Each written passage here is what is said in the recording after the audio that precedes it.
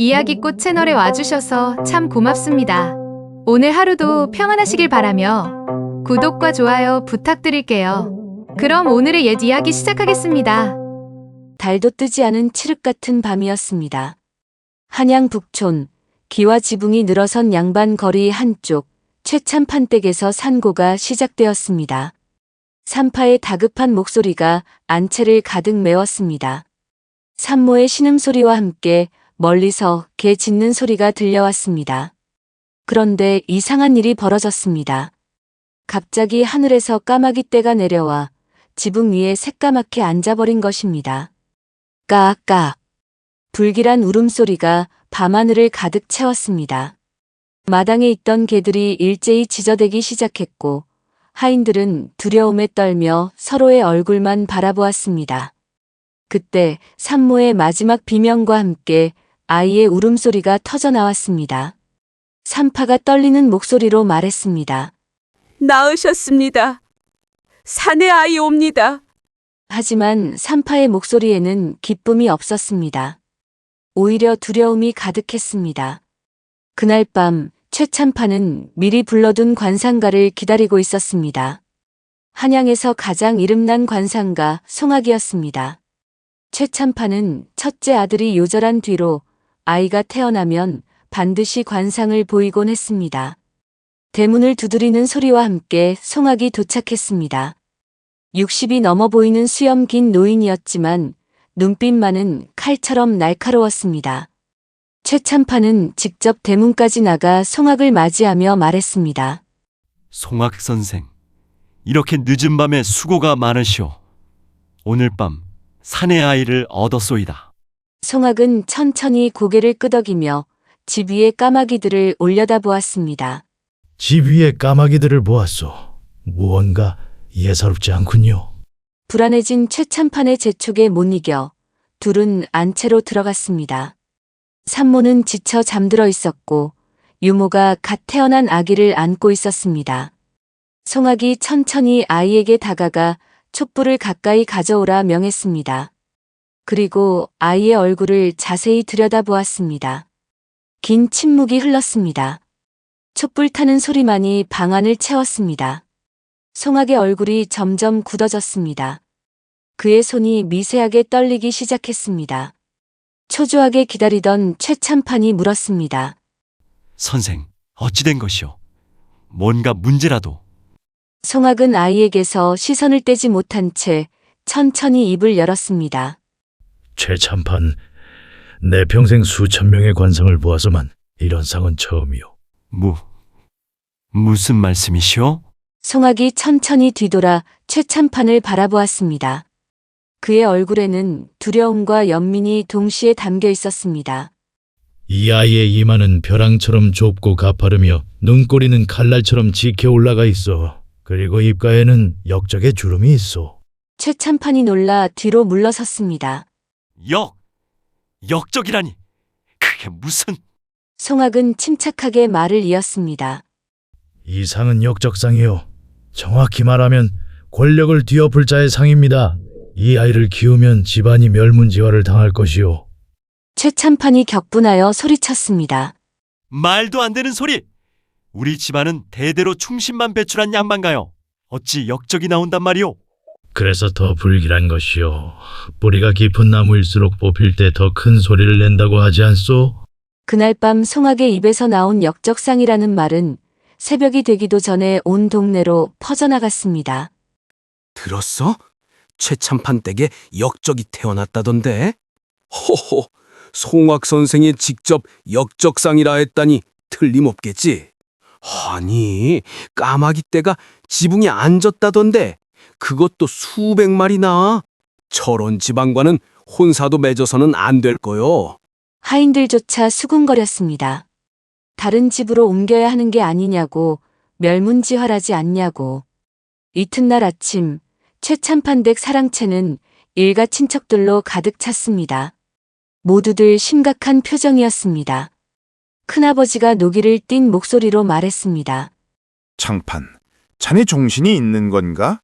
역적상인 아이를 키우겠다고? 작은아버지도 거들었습니다. 당장 저 아이를 멀리 보내야 하네. 아니면 우리 집안 전체가 역적의 가문이 되는 거야? 사초 나오는 형님, 우리 아이들 생각도 해달라며 애원했습니다. 우리까지 연좌제로 벼슬길이 막힐 수 있다고 산에 두고 오거나 먼 곳에 사찰에라도 보내야 한다고 입을 모았습니다. 최참판은 두 손으로 얼굴을 감싼 채 아무 말도 하지 못했습니다. 그때 안채에서 최참판의 부인이 아이를 안고 나왔습니다. 산고의 피로가 채 가시지도 않은 창백한 얼굴이었지만 눈빛만은 흔들리지 않았습니다. 여보, 무슨 이야기를 하시는 겁니까? 최참판이 아내를 안으로 들어가라 했지만 부인은 단호하게 말했습니다. 제가 10달을 품었던 아이 이야기인데 제가 듣지 못할 이유가 있습니까? 큰아버지가 한숨을 내쉬며 말했습니다. 재수, 이건 한 아이의 문제가 아니라 집안 전체에 존망이 걸린 문제요. 하지만 부인은 아이를 더 꽉 껴안으며 눈물을 글썽였습니다. 이 아이는 제 핏줄입니다. 제 뱃속에서 10달을 함께 했습니다. 관상이 어떻든 이 아이는 제 아들입니다. 작은아버지가 송학 선생의 말씀을 못 들었느냐며 다시 설득했지만 부인은 물러서지 않았습니다. 역적이든 뭐든 이 아이가 무슨 잘못을 했습니까? 태어난 죄밖에 없는데. 긴 침묵이 흘렀습니다. 큰아버지가 마지막으로 최참판에게 말했습니다. 참판, 자네가 결정하게. 하지만 명심하게. 오늘 자네의 결정이 우리 최씨 가문 전체의 운명을 좌우할 것이네. 그날 밤 최참판은 홀로 마루에 앉아 하늘을 올려다보았습니다. 별 하나 없는 어두운 밤하늘이었습니다. 귀뚜라미 소리와 바람 소리만이 정막을 채웠습니다. 아내가 조용히 다가와 옆에 앉았습니다. 최참판이 긴 한숨을 내쉬며 말했습니다. 당신 말이 맞소. 저 아이가 무슨 죄가 있겠소. 단지 태어났을 뿐인데. 침묵이 흘렀습니다. 하지만 나도 생각해 보았소. 만약 정말로 송악의 말이 맞다면 우리뿐 아니라 형님들, 조카들까지 모두. 그래서 어찌하시려고요? 최참판이 아내의 손을 잡았습니다. 한양을 떠나오. 나는 벼슬을 버리고 우리는 멀리 산골로 가서 조용히 살겠소. 부인이 놀라 남편을 바라보았습니다. 여보, 벼슬을 버린다니. 그건 벼슬과 내 자식 중에 하나를 택하라면 나는 자식을 택하겠소. 비록 역적상이라 불릴지언정 그래도 내 핏줄이요. 부인이 울먹이며 감사하다는 말을 했습니다. 최참판은 쓸쓸하게 웃으며 말했습니다. 감사할 것 없소. 나도 무서워서 도망치는 것일지도 모르니까. 그리고 덧붙였습니다. 한양을 떠나면 형님들과 집안 사람들에게는 우리와 연을 끊었다고 하라고, 그래야 그분들이라도 안전할 거라고. 사흘 후 최참판 가족은 짐을 꾸려 한양을 떠날 준비를 마쳤습니다. 아무도 그들을 배웅하러 오지 않았습니다. 출발하려는 순간 저 멀리서 송악이 지팡이를 짚고 걸어왔습니다. 최참판이 쓴 웃음을 지으며 말했습니다. 송학 선생의 말씀 덕분이오. 이제 한양에서 최씨 가문의 역적은 사라질 것이오. 송악이 담담하게 대답했습니다. 화를 내는 것도 당연하오. 하지만 나는 거짓을 말하지 않았소. 알고 있어. 그래서 더 원망스럽소이다. 송악이 천천히 가마 쪽으로 다가가 아이를 들여다보았습니다. 아이는 새근새근 잠들어 있었습니다. 송악이 조용히 말했습니다. 10년 후 이 아이를 다시 보게 될 것이오. 최참판이 되물었습니다. 무슨 뜻이요? 아직은 말할 때가 아니오. 다만 이 아이를 잘 키우시오. 관상은 거짓을 말하지 않지만 관상의 의미는 때로 우리가 생각하는 것과 다를 수 있소. 부인이 송악에게 물었습니다. 선생, 우리 아이가 정말 불행한 아이인가요? 송악은 잠시 망설이다가 고개를 저었습니다. 그건 이 아이 스스로 만들어갈 일이요. 송악은 더 이상 말하지 않고 돌아섰습니다. 최참판 가족을 태운 가마가 천천히 한양을 떠나기 시작했습니다. 가마 나르는 소리, 멀어지는 발걸음 소리만이 새벽 공기를 가르며 울려 퍼졌습니다. 그렇게 아이는 태어난 지 사흘 만에 역적의 낙인이 찍힌 채 아버지의 고향도 아닌 낯선 산골로 향했습니다. 아무도 알지 못했습니다. 그 아이가 어떤 운명을 살게 될지. 한양을 떠난 최참판 가족은 강원도 깊은 산골 마을에 자리를 잡았습니다. 아이의 이름은 석이라 지었습니다. 역경 속에서도 돌처럼 단단하게 자라라는 어머니의 간절한 바람이 담긴 이름이었습니다. 산새 소리와 계곡물 흐르는 소리가 평화로웠지만 소문은 이미 이곳까지 흘러들어와 있었습니다. 빨래터에 모인 아낙네들은 수군거렸습니다. 저 집 아이가 바로 그 역적상이라던데 한양에서 여기까지 쫓겨온 거라며? 우리 아이들과 놀지 못하게 해야겠다. 물론 불쌍하다는 목소리도 있었지만 나중에 우리 마을까지 화가 미치면 어쩌냐는 두려움이 더 컸습니다. 석이가 5살이 되던 해였습니다. 마을 아이들이 개울가에서 물장난을 치며 즐겁게 놀고 있었습니다. 석이가 조심스럽게 다가가 물었습니다. 나도 같이 놀아도 돼? 아이들이 석이를 보더니 갑자기 조용해졌습니다. 한 아이가 경계하는 눈빛으로 말했습니다. 너 역적상이지? 석이는 역적상이 뭔지 몰랐습니다. 하지만 아이들은 이미 부모에게서 들은 대로 석이와 놀지 말라는 말을 따랐습니다. 한 아이가 돌을 집어들며 소리쳤습니다. 썩 꺼져! 역적놈! 돌이 날아왔고 석이는 급히 도망쳤습니다. 집으로 돌아온 석이는 어머니에게 울며 물었습니다. 어머니 역적상이 뭐예요? 왜 다들 저를 싫어해요? 어머니는 아무 말도 하지 못하고 석이를 꼭 껴안았습니다. 울먹이는 목소리로 겨우 한마디만 했습니다. 석아, 넌 잘못한 게 없단다. 아무 잘못도.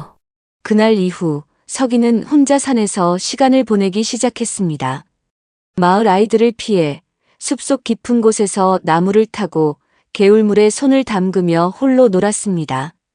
석이가 7살 되던 어느 가을날이었습니다. 석이는 단풍이 든 산속을 걷다가 작은 암자를 발견했습니다. 나뭇잎 밟는 소리와 함께 멀리서 목탁 소리가 들려왔습니다. 암자 마루에는 허름한 승복을 입은 늙은 승려가 눈을 감고 앉아 있었습니다. 승려가 눈도 뜨지 않은 채 말했습니다. 아이야, 거기 서 있지만 말고 이리 오너라. 석이는 놀라 뒤로 물러섰습니다. 무서워 마라. 늙은 중이 해코지를 하겠느냐. 석이는 조심스럽게 다가갔습니다. 승려가 눈을 뜨고 석이를 바라보았습니다. 그 눈빛은 깊은 샘물처럼 고요했습니다. 얼굴을 좀 보자꾸나. 석이가 고개를 들자 승려는 한참 동안 석이의 얼굴을 들여다보더니 빙그레 웃었습니다. 허허, 좋은 상이로구나. 석이가 놀라 되물었습니다. 저는 역적상인데요. 누가 그러더냐? 석이는 한양에서 송악이라는 관상가가 그랬다고, 그래서 우리가 여기까지 온 거라고 말했습니다. 승려가 고개를 끄덕이며 말했습니다. 그래, 송악. 그 양반도 제법 보는 눈이 있지. 하지만 말이다. 관상이란 건 얼굴만 보는 게 아니란다. 마음도 함께 봐야 하는 법이지. 네 마음을 보니 맑구나. 석이가 떨리는 목소리로 물었습니다. 저는 나쁜 사람이 되나요? 승려는 석이의 머리를 쓰다듬으며 부드럽게 말했습니다. 그건 네가 정하는 거란다. 관상이 사람을 만드는 게 아니라 사람이 자신의 관상을 만들어가는 것이니라. 앞으로 힘든 일이 많겠구나. 하지만 네가 바른 마음을 잃지 않으면 그 관상은 결국 복이 될 게다. 석이는 그 말의 의미를 다 이해하지는 못했지만 마음이 조금 편해졌습니다. 그날 이후로도 석이는 종종 그 암자를 찾아갔고 승려는 석이에게 글을 가르쳐주기도 했습니다. 석이가 10살이 되던 해 봄이었습니다. 겨울이 유난히 건조했고 산에는 낙엽이 수북이 쌓여 있었습니다. 어느 날 오후 누군가의 실수로 산 아래쪽에서 불이 났습니다. 불타는 소리와 사람들의 비명이 마을을 뒤덮었습니다. 바람이 세게 불어 불길이 순식간에 번졌고 마을 사람들은 황급히 귀중품을 챙겨 마을 밖으로 대피했습니다. 아이들을 찾는 비명소리가 여기저기서 터져 나왔습니다. 지금 찾을 시간이 없으니 일단 대피하라는 외침 속에서 혼란은 더욱 커져갔습니다. 서기는 집 앞에서 불길을 바라보고 있었습니다. 아버지가 서기의 손을 잡아 끌었습니다. 서가, 우리도 빨리 가자. 그때 서기의 귀에 아이들의 울음소리가 들렸습니다. 멀리서 희미하게 들리는 아이들의 울음소리였습니다. 아버지, 저기 우물집 쪽에서 아이들 우는 소리가 들려요. 아버지가 둘러보며 말했습니다. 뭐? 하지만 저쪽은 이미 불길이... 서기가 외쳤습니다. 저 갈게요. 아버지가 서기를 막으려 했지만 서기는 이미 불길을 향해 달려가고 있었습니다. 마을 한가운데 있는 우물집. 그 안에 3명의 아이들이 갇혀 있었습니다. 연기 때문에 문을 찾지 못하고 기침을 하며 울고 있었습니다. 서기가 우물집 문을 박차고 들어갔습니다. 손수건으로 입을 막으며 소리쳤습니다. 여기 있구나. 내 손 잡아. 그중 한 아이가 놀라 말했습니다. 너 역적상. 그런 거 지금 중요해? 빨리 나가야 돼. 서기는 가장 어린 아이를 업고 다른 2 아이의 손을 잡고 밖으로 나왔습니다. 그 순간 우물집 지붕이 굉음을 내며 무너져 내렸습니다. 마을 사람들이 환호했습니다. 서기가 애들을 구했다고 살았다고 외쳤습니다. 아이들의 부모가 달려와 아이들을 껴안았습니다. 한 어머니는 울며 자식을 끌어안았고 한 남자는 서기를 보며 말했습니다. 고맙다. 네가 우리 아이를 구해줬구나. 서기는 그저 씩 웃었습니다. 얼굴에는 그을음이 가득했습니다. 괜찮아요. 당연한 거예요. 한 아이가 서기에게 다가왔습니다. 예전에 서기에게 돌을 던졌던 그 아이였습니다. 아이는 고개를 숙이며 말했습니다. 미안해. 그동안 나쁜 짓 해서. 괜찮아. 다 지나간 일이야. 그날 이후 마을 사람들의 서기를 보는 눈빛이 조금씩 변하기 시작했습니다. 여전히 경계는 했지만 적어도 돌을 던지지는 않았습니다. 세월이 흘러 서기는 18배 청년이 되었습니다. 키는 훤칠하게 컸고 산에서 뛰어놀며 자란 덕에 몸도 튼튼했습니다. 하지만 얼굴은 여전히 날카로웠고 눈빛은 칼날처럼 예리했습니다. 어느 봄날 서기는 부모님께 말씀드렸습니다. 아버지, 어머니, 저 한양에 가보고 싶습니다. 어머니가 놀라 말했습니다. 한양이라니. 서가, 거긴 우리가 쫓겨난 곳이잖니. 그래서 더 가보고 싶습니다. 제가 왜 쫓겨나야 했는지, 세상이 어떤 곳인지 직접 보고 싶어요. 아버지가 걱정스러운 표정으로 말했습니다. 서가, 넌 아직 모른다.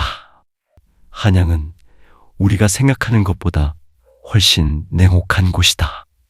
알고 있습니다. 하지만 저는 더 이상 숨어 살고 싶지 않습니다. 제 관상이 흉하든 좋든 제 삶은 제가 살고 싶습니다. 어머니는 아들의 단단해진 눈빛을 보며 눈물을 글썽이며 말했습니다. 네 뜻대로 하거라. 하늘이 지켜주실 거다. 보름을 걸어 한양에 도착한 서기는 남대문 근처의 큰 장터에서 일자리를 구했습니다. 짐을 나르고 장판을 정리하는 일이었습니다. 주막 주인은 서기의 일솜씨를 보고 만족해하며 하루에 한 끼는 주겠다고 했습니다. 산골 출신답게 억세고 좋다며 열심히 일하라고 말했습니다. 서기는 성실하게 일했습니다. 하지만 시간이 지나면서 한양의 어두운 모습이 보이기 시작했습니다. 어느 날 장터에서 이상한 광경을 목격했습니다. 포졸들을 거느린 관리가 한 백성을 채찍으로 매질하고 있었습니다. 백성은 바닥에 엎드려 용서를 빌었습니다. 흉년이 들어 곡식이 없다고, 세금을 낼 수 없다고 애원했습니다. 하지만 관리는 변명은 듣기 싫다며 내일까지 은자 10량을 가져오지 못하면 집을 빼앗을 거라고 으름장을 놓았습니다. 서기는 주먹을 불끈 쥐었습니다. 옆에서 일하던 늙은 짐꾼이 서기의 팔을 잡으며 조용히 말했습니다. 가만히 있게. 저 양반은 좌포도청의 관리야. 덤볐다간 자네만 화를 입어. 서기가 되물었습니다. 하지만 너무 부당하지 않습니까? 늙은 짐꾼은 한숨을 쉬며 말했습니다. 부당한 게 한두 가지인가. 요즘 조정이 썩어서 백성들만 고생이지. 그날 밤 서기는 그 백성을 찾아갔습니다. 등에 상처를 안고 있는 백성에게 자신이 며칠간 번 돈을 내밀었습니다. 백성은 눈물을 흘리며 고맙다고 말했고 서기는 자신은 먹고 살 만큼은 있다며 내일까지 필요하다고 하지 않았냐고 말했습니다. 서기는 그렇게 장터에서 어려운 사람들을 도우며 지냈습니다. 힘든 일이 있으면 나서서 돕고 부당한 일이 있으면 목소리를 냈습니다. 서기가 한양에 온 지 2달쯤 지난 어느 날이었습니다. 장터의 한 노인이 관상을 봐주는 자리를 펼쳤습니다. 사람들이 웅성거렸습니다. 저 양반이 그 유명한 송악 선생이라던데 한양에서 제일 잘 본다는 말이 오갔습니다. 서기는 그 이름을 듣는 순간 멈춰 섰습니다. 송악. 자신의 출생 때 역적상이라 말했던 그 관상가였습니다. 서기는 조심스럽게 사람들 사이로 다가갔습니다. 송악은 예전보다 더 늙었지만 눈빛만은 여전히 날카로웠습니다. 송악이 한 부인에게 내년 봄에 경사가 있을 거라고 얼굴에 복색이 돌고 있다고 말했습니다.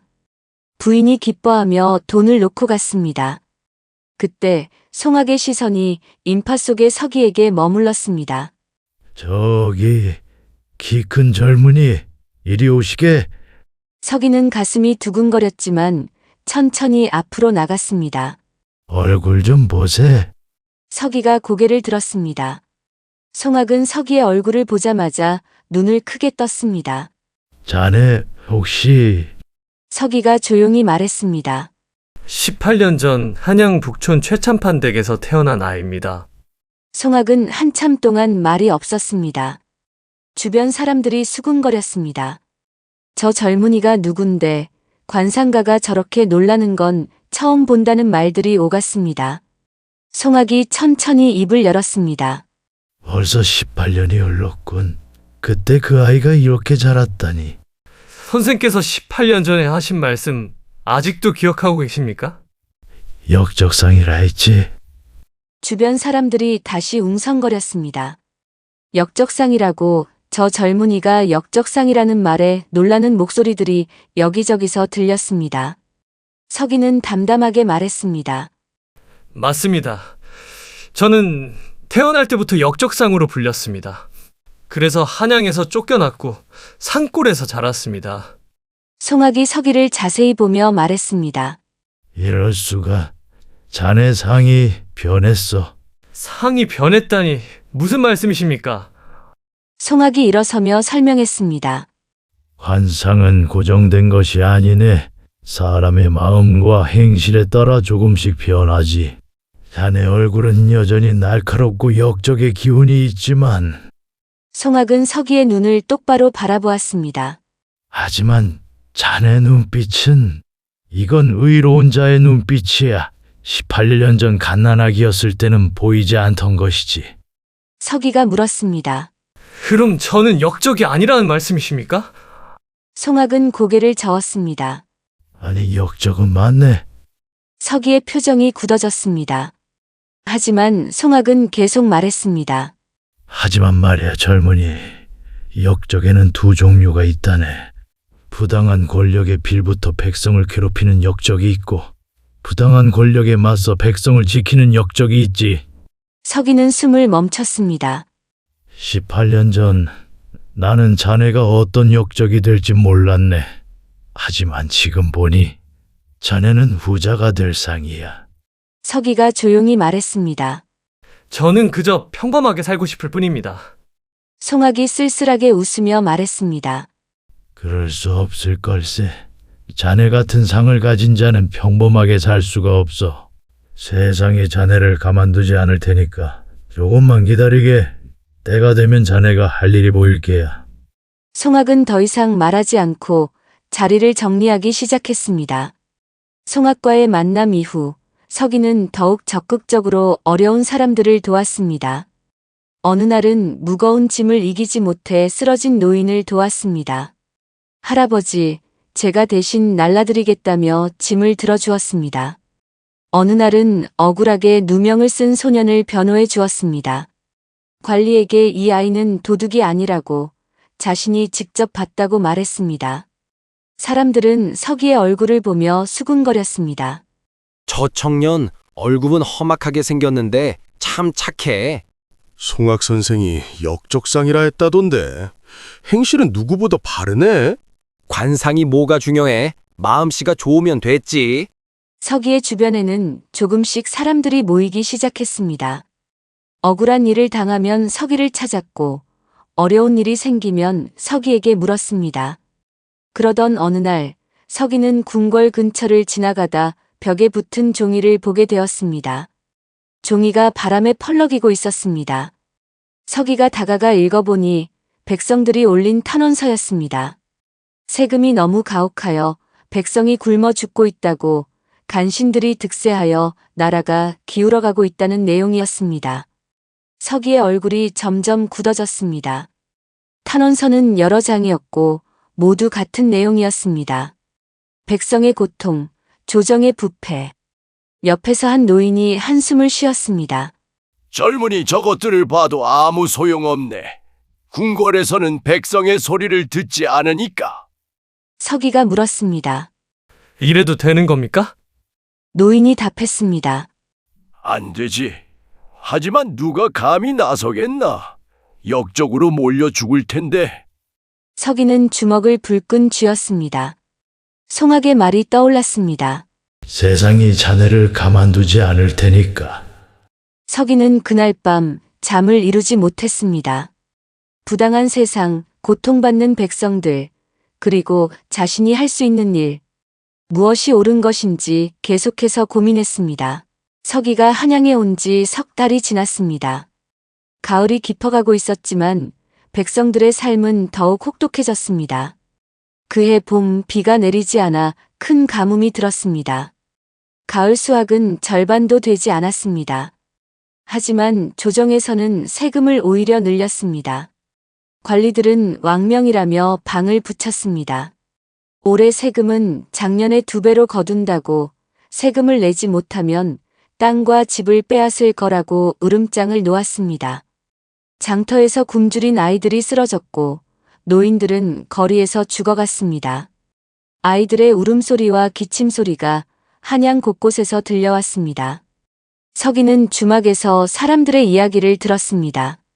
왕은 궁궐에서 기생들과 놀고 간신 정승은 백성의 곡식을 빼앗아 자기 창고에 쌓아둔다는 소문이었습니다. 항변한 선비 둘이 역적으로 몰려 처형당했다는 이야기도 들렸습니다. 이게 나라냐는 탄식이 여기저기서 흘러나왔습니다. 한 사람이 조용히 말했습니다. 왕의 숙부이신 진성대군께서는 백성을 걱정하신다던데 하지만 대군마저 궁에 유폐되어 계셔. 서기는 주먹을 쥐었습니다. 진성대군. 그 이름을 기억했습니다. 그날 밤 서기가 묵는 허름한 방에 누군가 찾아왔습니다. 문을 두드리는 소리가 들렸습니다. 누구십니까? 나일세 서기. 문을 열자 송악이 서 있었습니다. 그런데 혼자가 아니었습니다. 뒤에 낯선 남자가 함께 있었습니다. 송악이 소개했습니다. 이쪽은 궁궐에서 일하는 분이네. 진성대군의 측근이시지. 남자가 공손하게 고개를 숙였습니다. 서기 공자, 뵙게 되어 영광입니다. 서기가 당황하며 말했습니다. 저는 공자가 아닙니다. 그저 평민일 뿐입니다. 아닙니다. 공자의 아버님은 최참판, 엄연한 양반 가문의 자제이십니다. 남자는 진성대군께서 서기의 소문을 들으셨다고 말했습니다. 장터에서 백성을 돕고 의로운 일을 하신다는 소문이었습니다. 대군께서는 오래전부터 현 조정을 걱정하고 계신다고, 왕께서는 정사를 돌보지 않으시고 간신들이 나라를 망치고 있다고 했습니다. 서기가 물었습니다. 그래서 저에게 무엇을 원하시는 겁니까? 송악이 서기를 보며 말했습니다. 서기, 내가 18년 전 했던 말 기억하나? 역적상이라 했지. 그리고 내가 장터에서 했던 말도 기억하겠지. 때가 되면 자네가 할 일이 보일 거라고. 남자가 설명을 이었습니다.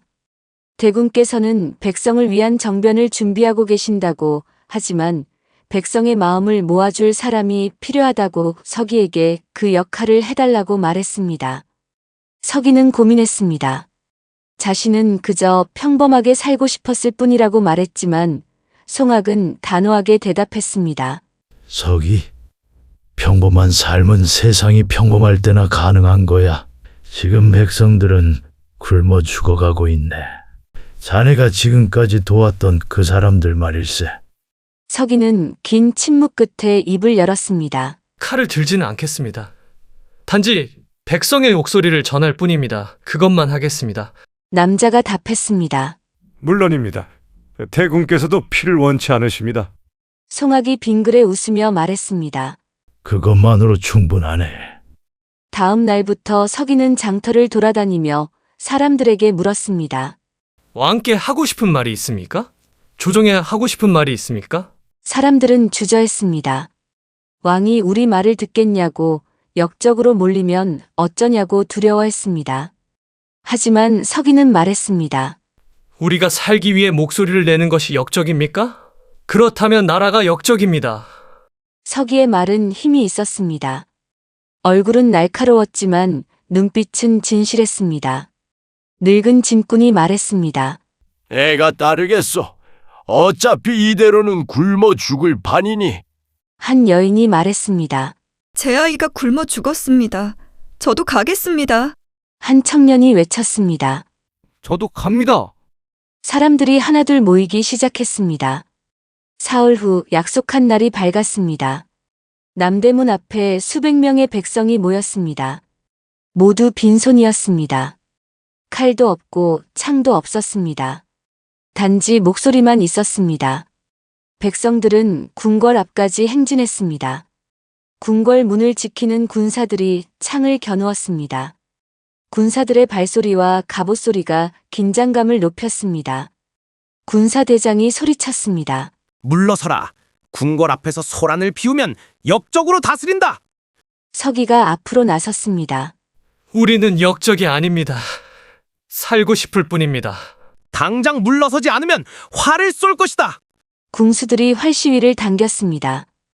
백성들이 두려워 뒤로 물러서려 했습니다. 서기가 큰 소리로 외쳤습니다. 기다리십시오. 모두가 서기를 바라보았습니다. 고요한 침묵이 흘렀습니다. 서기는 한 걸음 앞으로 나가며 말했습니다. 저는 18년 전 역적상으로 태어났습니다. 태어나자마자 쫓겨났고 평생을 역적으로 불렸습니다. 하지만 저는 이제 알았습니다. 역적이란 무엇인지. 서기는 궁궐을 향해 외쳤습니다. 백성이 없으면 왕도 없습니다. 백성이 굶어 죽는데 왕이 연회를 여는 것, 그것이 역적입니다. 백성의 곡식을 빼앗아 자기 창고에 쌓는 것, 그것이 역적입니다. 백성들이 함께 외쳤습니다. 그렇습니다.